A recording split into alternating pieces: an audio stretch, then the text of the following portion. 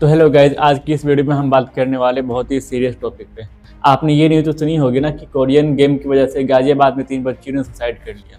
इससे पहले भी एक खबर आती है केरला से कि वहाँ पे एक 16 साल की एक बच्ची ने सुसाइड कर लिया था। रीजन जान के आप शौक हो जाइएगा, क्योंकि सुसाइड नोट पे उसने ये लिखा था कि उसकी एक कोरियन फ्रेंड की डेथ हो जाती है, जिस वजह से उस बच्ची ने भी सुसाइड कर लिया। करीब 2 साल पहले तमिलनाडु से एक खबर आती है कि 13 साल की 3 बच्ची अपने घर से भाग जाती है साउथ कोरिया के सियोल शहर जाने के लिए, ताकि वो अपने फेवरेट के पॉप स्टार BTS से मिल सके। उसी साल महाराष्ट्र से एक और खबर आती है कि 11 से 13 साल की 3 बच्ची अपने घर से भाग जाती है और अपने घर झूठे किडनैपिंग का फोन करती है कि वो लोग किडनैप हो चुके हैं। जब बात पुलिस तक पहुंचती है तो बहुत ही शॉकिंग करने वाली बात सामने आती है।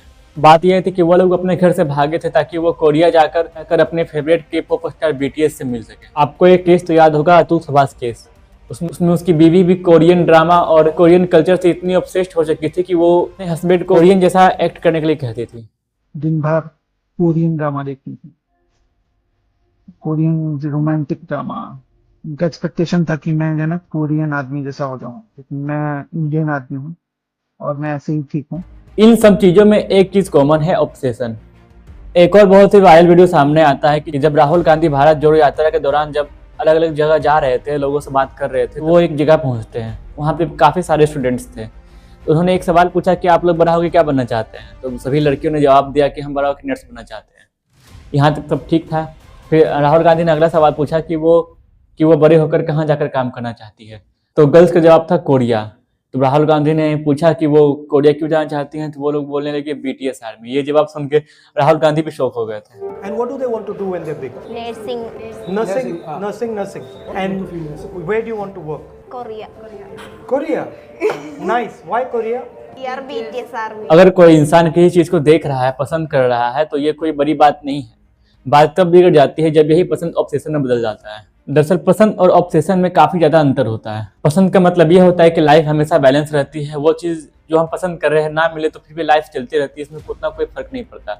ऑब्सेशन में यही चीजें बदल जाती है। इसमें लगता है कि अगर ये चीज ना मिले तो लाइफ हमारी किसी काम की नहीं है, लाइफ ही खत्म कर दो। लेकिन सवाल ये है कि कोरियन कल्चर का ऑब्सेशन इतना ज्यादा बढ़ कैसे रहा है, और जैसा लाइफस्टाइल हम देखते हैं कोरियन ड्रामा में, सब कुछ वैसा ही रियल में होता है, या फिर ये सब एक फेक दुनिया है जो बनाई गई है कोरियन गवर्नमेंट के द्वारा। इसे जानने के लिए हमें जाना होगा हिस्ट्री में। साल 1910 से 1945 तक कोरिया जो था वो जापान के कब्जे में था। वर्ल्ड वॉर 2 1945 में खत्म होती है। जापान के सरेंडर करते ही कोरिया आजाद हो जाता है। और इस समय कोरिया जो था वो एक ही देश था, ना नॉर्थ कोरिया था ना साउथ कोरिया, बस एक कोरिया ही था। जापान के कोरिया छोड़ते ही 2 बड़े पावर्स सोवियत यूनियन और अमेरिका ने डिसाइड किया कि इसे 2 हिस्सों में बांट दिया जाए।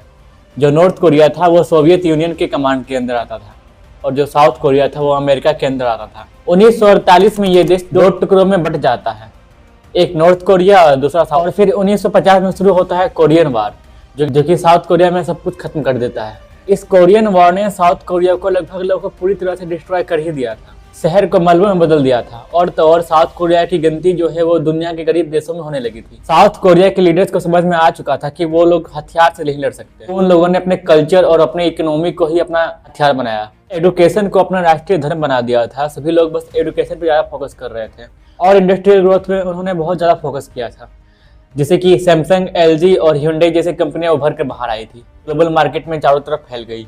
अब तक सब कुछ सही चल रहा था। फिर साल आता है 1997 का, जब एशियन फाइनेंशियल क्राइसिस होती है और इस क्राइसिस में साउथ कोरिया की इकोनॉमी जो है वो पूरी तरह से क्रैश हो जाती है। तब वहाँ की गवर्नमेंट एक हिस्टोरिक रिपोर्ट पढ़ती है। उस रिपोर्ट में यह था कि उसी समय के दौरान एक हॉलीवुड मूवी रिलीज होती है जिसका नाम था जुरासिक पार्क, और उस मूवी ने जो रेवेन्यू कलेक्ट किया था वो 15 लाख Hyundai कार्स के बराबर थी। ये रिपोर्ट पढ़कर साउथ कोरिया के गवर्नमेंट का दिमाग पूरी तरह से खुल जाता है और यहीं से गवर्नमेंट हैलो वेव पूरी दुनिया में फैलाने का फैसला करती है।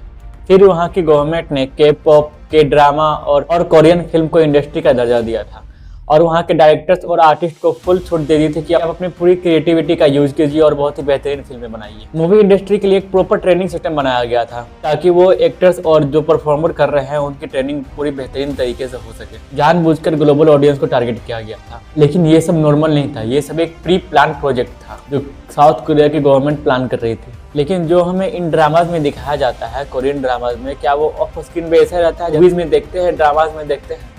तो जवाब है नहीं। जो रियलिटी है इसके ठीक उल्टी रहती है। मैं आपको एक्सप्लेन करता हूँ कैसे। सबसे पहले एक्टर बनने के लिए ट्रेनिंग लिया जाता है और ये ट्रेनिंग काफ़ी सारी कंपनीज करवाती है। और कंपनी जो ट्रेनिंग कर रहे हैं उनसे एक कॉन्ट्रैक्ट साइन करती है, जिनके अकॉर्डिंग जो लोग ट्रेनिंग कर रहे हैं उन्हें खाना पीना, घूमना, कपड़े पहनना और यहाँ तक कि इसके साथ डेट करना है, ये सभी चीज़ वहाँ की कंपनी तय करती है। इसीलिए ये कॉन्ट्रैक्ट एक तरह का स्लेव कॉन्ट्रैक्ट बन जाता है, लोग इसे प्रॉपर स्लेव कॉन्ट्रैक्ट ही कहते हैं। और तो और जो खर्चा कंपनी ट्रेनीज के ऊपर करती है उन्हें उन खर्चे को ट्रेनीज को लोन के रूप में दिया जाता है। और जब ये कैंडिडेट ट्रेनिंग करके प्रॉपर एक्टर बन जाते हैं, इनके लाइफ की 5 से 6 साल की कमाई इन लोन को पूरा करने में ही चली जाती है। और तो और इनके सेलिब्रिटीज बन जाने के बाद भी उन्हें यह डर लगा रहता है कि इनकी इमेज खराब ना हो, क्योंकि वहाँ पे एक कल्चर है जिसे कैंसिल कल्चर कहा जाता है। क्योंकि इस कल्चर के अकॉर्डिंग किसी भी सेलिब्रिटी पे कोई थोड़ा सा भी दाग लग जाता है तो वहाँ के लोग उसे बाइकआउट कर देते हैं, यानी पूरी तरह से कैंसिल कर देते हैं। ना उन्हें टीवी एड में लिया जाता है, ना किसी प्रमोशन में लिया जाता है, ना किसी मूवीज में लिया जाता है, ना किसी ड्रामा में लिया जाता है। उनका कैरियर पूरी तरह से खत्म हो जाता है। ऊपर से लोगों के नेगेटिव कमेंट्स उन पर बहुत ही ज़्यादा प्रेशर डालते हैं और ऐसे ही प्रेशर की वजह से बहुत सारे सेलिब्रिटीज़ वहाँ पे सुसाइड कर लेते हैं। हम के ड्रामा देखते हैं और एक्टर्स की परफेक्ट बॉडी देखते हैं, उनकी चमकती ज़िंदगी देखते हैं, लेकिन कैमरा उनके 12 घंटे की ट्रेनिंग, डिप्रेशन और सुसाइड की लंबी लिस्ट कभी नहीं दिखाता है। यहाँ तक कि कोरियन इंडस्ट्री खुद मानती है कि ये सपना बहुत ही खूबसूरत है, लेकिन इसके लिए कीमत बहुत बड़ी चुकानी पड़ती है। इसलिए हमें स्क्रीन पर जो भी दिखता है हमें आंख बंद करके उस पर यकीन नहीं करना चाहिए, क्योंकि जो असलियत होती है वो इन सबसे बिल्कुल अलग होती है और इनके ठीक उल्टी होती है। अगर आपको इस टॉपिक के बारे में कुछ कहना है तो नीचे कमेंट कीजिए और ये वीडियो पसंद आई तो चैनल को लाइक कीजिए, सब्सक्राइब कीजिए और शेयर कीजिए।